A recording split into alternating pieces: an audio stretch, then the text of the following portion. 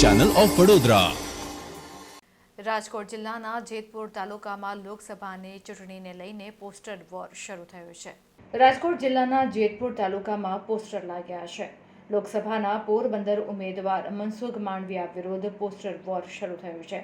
આયાતી ઉમેદવાર આજે પણ નહીં, કાલે પણ નહીં, સ્વીકારે નહીં, સ્વીકારે નહીં, સ્વીકારે। આ વિસ્તારના મતદારો નહીં જ સ્વીકારે તેમ પોસ્ટર્સમાં લખાણ લખવામાં આવ્યું છે। ત્યારે પોરબંદર લોકસભા મત વિસ્તારોમાં આયાતી લોકસભાના ઉમેદવાર સામે લોકોમાં રોષ જોવા મળી રહ્યો છે।